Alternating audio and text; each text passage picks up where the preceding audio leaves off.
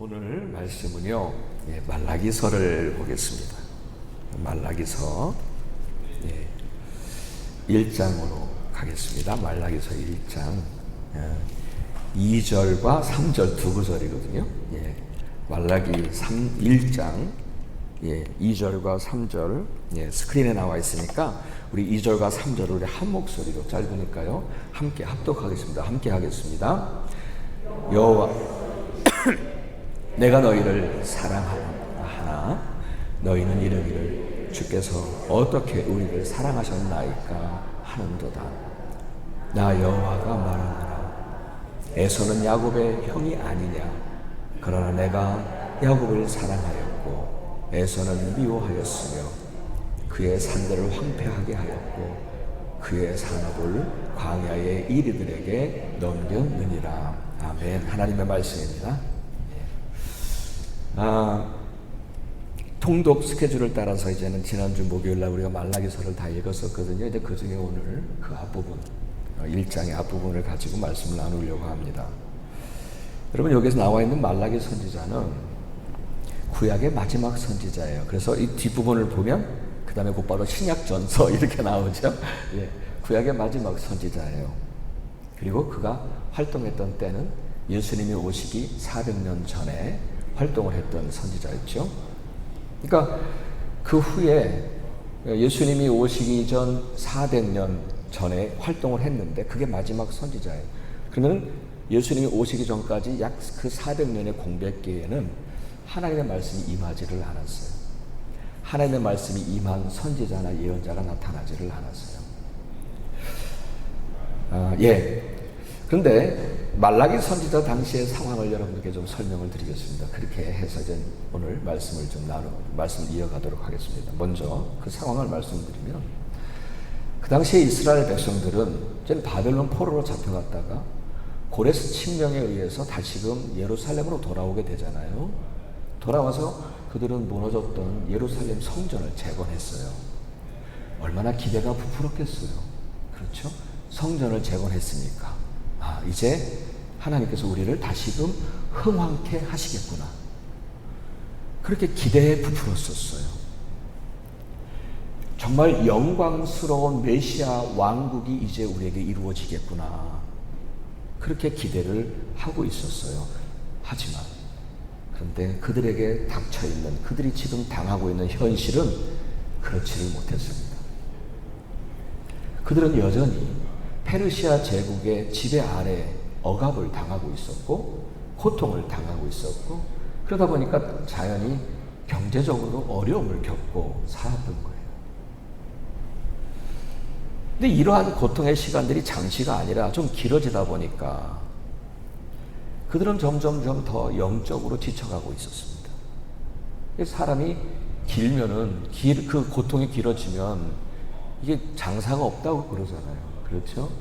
그러니까 이들도 사실은 그런 시간들이 길어지면서 영적으로 지쳐갔고 믿음도 약해졌고 신앙적으로 불신이 더 커지면서 믿음이 흔들렸고, 그런데 그러면서도 사실상 믿음이 거의 바닥인데 그러면서도 그들은 여전히 늘 해왔듯이 성전에 모여서 제사를 드리고 율법에서 이야기하고 있는, 말씀하고 있는 그 계명을 따라 그냥 율법을 따라 하라고 하는 것을 따라 그렇게 살았던 것 같습니다.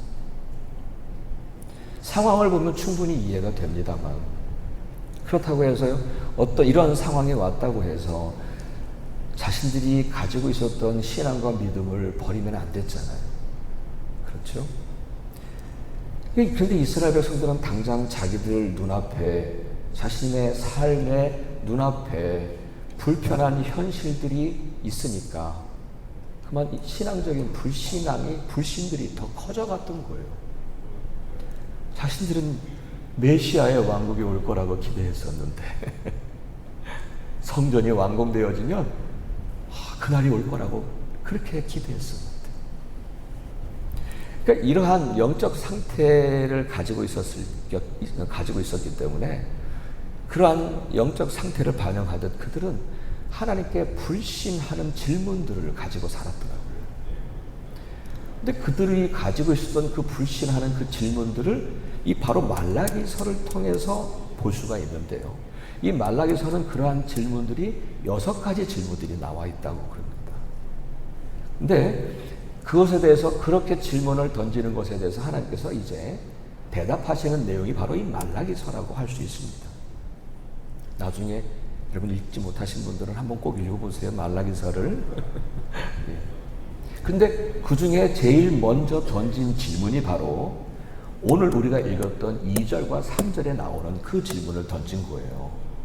자, 우리 다시 한번 읽어볼까요? 2절과 3절 읽었었지만 우리 다시 한번 2절과 3절 함께 하겠습니다. 시작. 여호와께서 이르시되 내가 너희를 사랑하였나오라 하나 너희는 이르기를 주께서 어떻게 우리를 사랑하셨나이까 하는도다. 나 여호와가 말하노라.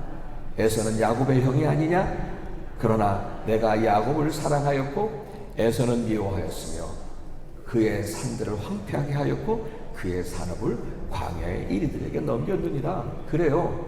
하나님께서는 이스라엘 백성들에게 뭐라고 말씀하셨냐면 내가 너희를 사랑하였어. 내가 너희를 사랑했다. 이런 사랑의 고백을 하신 거예요. 이스라엘 백성들에게. 근데 여기서 시제를 보면 현재 완료형이에요. 그러니까 이건 뭐냐면 이전에도 사랑했지만 지금까지 내가 너희를 사랑했어 라고 하는 의미예요. 내가 지금까지 사랑했어. 근데 그 말을 들은 이스라엘 백성들이 뭐라고 대답을 하냐면 아니 우리를 사랑하셨다고요? 어떻게 우리를 사랑하셨어요? 라고 도발적인 질문으로 대답을 합니다. 우리를 사랑하셨어요?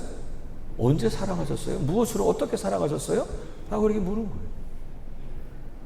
여러분 그렇잖아요. 그들이 지금 당한 현실은 자기들의 기대와 달랐으니까 그렇게 물은 거예요. 하나님 우리를 사랑하셨다고요? 어떻게 사랑하셨어요?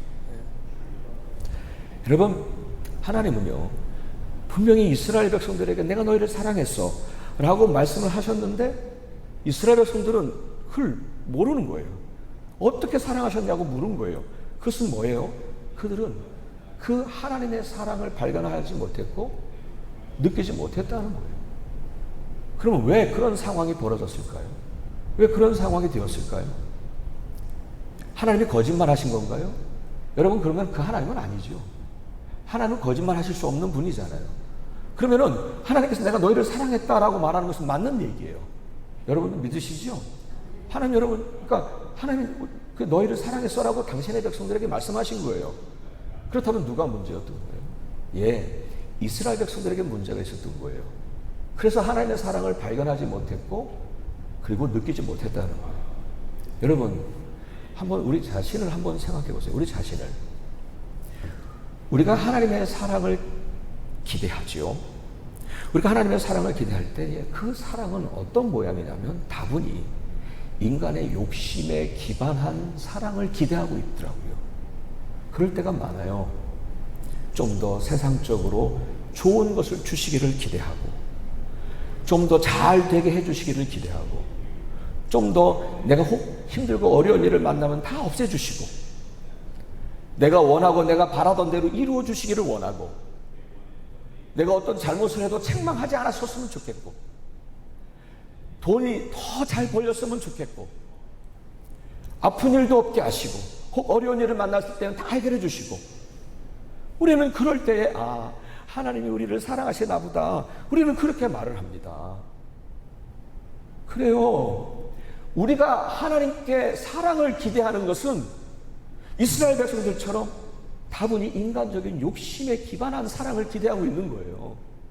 내가 그렇게 되면 좋겠으니까 내 욕심을 채우기를 원하는 거잖아요. 그러나 하나님은 꼭 그렇게 우리를 사랑하시지 않았어요. 때로는 하나님은 우리를 바르게 하시려고 온전히 살라고 그래서 마침내 우리를 천국으로 가게 하시는 게 하나님의 최종 목적 고울이잖아요. 그렇게 하시려고 우리는 때로는 우리가 바라는 대로 행하지 않으시는 거예요. 때로는 매를 맞기도 하는 때가 있고 때로는 고난과 환난으로 연단의 시간을 주시기도 한다는 거예요. 그것이 하나님의 사랑의 방법들이잖아요. 근데 우리는 내가 원하는 것만 해주는 그런 사랑의 방법만을 원하는 거예요. 그런 사랑만 기대하고 살아가는 거예요. 그러니까 이스라엘 백성들처럼 말하는 거예요. 하나님 어떻게 우리를 사랑하셨어요? 아니 언제 사랑하셨어요? 하고 그렇게 이야기하는 거예요. 마치 자녀에게 더 좋은 것을 주려고 맛있게 먹고 있는 사탕을 빼앗을 때 아빠의 사랑을 이해하지 못하는 어린아이처럼 자녀를 위해서 매를 드는 그 아빠의 사랑을 이해하지 못하고 언제 아빠가 나를 사랑했어요? 라고 말하는 그 어린아이처럼 그렇게 그들은 하나님의 사랑을 발견하지 못하고 깨닫지 못했다는 거예요. 누가 문제였나요, 여러분? 여러분, 제가 지금 지난주에는 어머니에 대해서 말씀을 좀 드려서 죄송했습니다만 지금은 좀 아버지에 대해서 잠깐 말씀을 드리면 저는 아버지의 사랑을 느끼고 살지는 잘하지 못했던 것 같아요. 그런데 철이 들어서야 깨닫게 됐어요. 내가 어렸을 때에 내가 원했던 아버지의 사랑은요, 이런 거였어요. 내가 하고 싶은 것을 다 허락해주는 아빠. 내가 보고 싶은 TV를 좀 보게 해주는 아빠. 내가 읽고 싶은 만화책을 좀 읽도록 허락해주는 아빠. 그것이 제가 기대하고 제가 사랑으로 느낄 수 있었다고 생각했던 아버지의 사랑이었어요. 내 마음대로 좀 살도록 내버려뒀으면 좋겠어요. 그래서 어렸을 때 저의 가장 큰 소원이 뭔지 아세요? 빨리 어른이 됐으면 좋겠다. 하지만 저희 아버지는 그것을 하나도 허락하지 않으셨어요. 그리고 만화책 보다가 걸리면 매 맞았어요. 그리고 그 딱딱한 위인전기 전집을 사가지고 오셔가지고 그거 읽으라고. 공부하라고만 하셨어요. 그러니까 그것에 대해서 맞을 때에 맞고 나면은 어머니가 꼭 저한테 그러셨어요.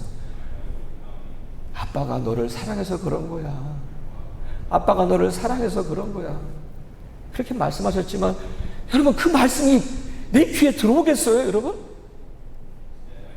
마음속으로는요, 아빠가 나를 사랑하지 않아. 이미 결론을 내고 살았어요.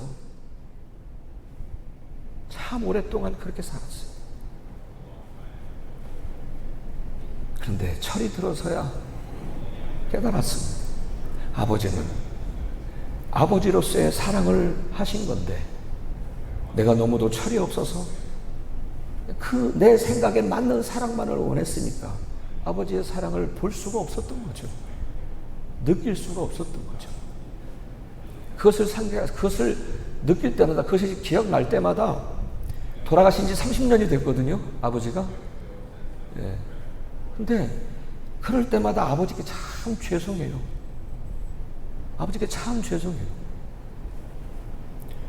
그것은 아버지의 잘못이라기보다는 사실은 나의 잘못임을 철이 들어서야 깨달은 거잖아요. 예. 그래서인지 아버지가 돌아가신 11월 달이 저희 아버지 기일이거든요. 11월 말일이. 11월 달만 되면 아버지를 많이 생각해요. 많이 생각하고 30년이 됐는데도 어느 때는 청개구리가 구슬프게 울듯이 가슴이 아릴 정도로 아버지가 그립기도 해요. 30년이 지났는데도 그래요. 이렇게 하나님은 내가 너희를 사랑하였어. 내가 너희를 사랑했어. 라고 말씀하셨지만 이스라엘 백성들은 아니 우리를 어떻게 사랑하셨어요? 라고 그들에게 그들이 그렇게 하나님 앞에 대답을 했어요. 그때 하나님께서는 야곱과 에서 그리고 선택에 대한 말씀으로 대답을 하시더라고요. 여러분 아시다시피 하나님께서는 에서를 선택하지 않으시고 야곱을 선택하셨잖아요. 그렇죠? 다시 말해서 야곱을 선택하셨다는 그 자체가 야곱의 후손인 이스라엘을 사랑하셨다는 그 증거라고 말씀을 하신 거예요. 그 증거라고. 그렇다고 해서 야곱이 에서보다 더 나아서, 더 멋져서, 더 잘해서, 그래서 하나님께서 선택받은 건 아니죠. 그럴 만한 민족이 아니었어요. 정말 별 볼 일 없다고 무시당하던 작은 민족이었어요. 그리고 얼마나 야비했는데요, 야곱이. 아시잖아요. 예. 근데 하나님은 그 민족을 선택하셔서 당신의 백성 삼으셨다는 거예요. 그래서 그 선택은 하나님이 그들을 그만큼 사랑하셨다고 하는 증거인 거예요. 그렇죠. 예. 그런데도 이스라엘 백성들은 당장 자신들의 눈앞에 현실이 어렵고 그런 시간이 오래되다 보니까 하나님이 언제 우리를 어떻게 사랑하셨냐고 따져 물은 거예요. 자신들의 욕심을 기반으로 하나님의 사랑을 기대하니까 자신들처럼 보잘것없는 자를 선택하신 그 하나님의 깊은 사랑을 느낄 수가 없었던 거죠. 볼 수 없었던 거죠. 사랑하는 여러분, 우리 자신을 한번 곰곰이 들여다보세요. 내가 그 하나님의 사랑을 받을 자격이 있나요? 내 속에 있는 그 인간적인 그 욕심과 사실은 하나님 보실 때는 얼마나 더럽겠습니까? 그게 우리 아닌가요? 하나님 앞에 우리가 감히 나 죄 없다라고 설 수 있는 사람 여기 어디 계세요? 그런데 우리를 구원해 주셨잖아요. 그런 우리를 사랑하신, 그 사랑하신 이스라엘 백성들도 하나님께서는 그 사랑으로 사랑하셨다는 메시지를 주신 거예요. 사랑하는 여러분, 저는 오늘도 하나님께서 여러분을 사랑하신다고 믿습니다. 아멘. 지금 사랑하고 계세요. 혹 여러분들 중에 이스라엘 백성들처럼 언제 어떻게 나를 사랑하셨냐고 질문하시는 분들도 있으시리라고 생각합니다. 그러나 저는 이 자리에 있는 것도 하나님의 보호하심이 있었고 하나님의 사랑의 또 다른 증거라고 믿습니다. 믿으십니까? 하나님께서 여러분을 그렇게 보호해 주셔서 오늘 이 자리에 있으신 거라고요. 그래서 하나님을 정말 믿는 사람이라면요, 내가 선택해서 이 자리에 온 것이라고 말하지 않아요. 여러분, 인간은 누구나 다 모든 순간을 자신의 선택으로 살지 못합니다. 만일 모든 순간이 다 자신의 선택이라면 왜 갑작스러운 불행과 죽음을 맞이하겠습니까? 한순간도 그런 불행과 죽음을 선택하고 싶지 않을 거예요. 우리는 누구나 다. 그렇죠? 예. 인간은 누구나 다 모든 순간을 자신의 선택으로만 살 수 없다는 사실이잖아요. 그렇죠? 그렇습니다. 우리가 이 자리에 있는 것도 또 다른 하나님의 사랑임을 믿으시기를 바랍니다. 예. 그래요. 우리가 하나님을 알아야 하는 이유가 있습니다. 그것은 우리가 하나님을 알면 인생을 좀 더 진실하게 바라볼 수가 있고 좀 더 정직하게 자신이 얼마나 연약한 존재인가를 바라볼 수 있기 때문이죠. 정말 인생의 겸손함을 깨닫기 때문이죠. 우리가 그래서 하나님을 알아야 합니다.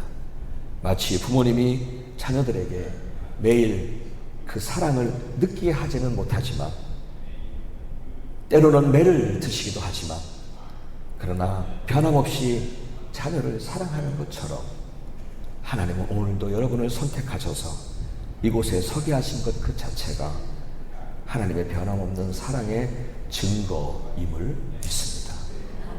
아멘. 저는 그 아버지의 사랑을 믿지 못한 탓에 사춘기를 참 혼란스럽고 아프게 보냈었습니다.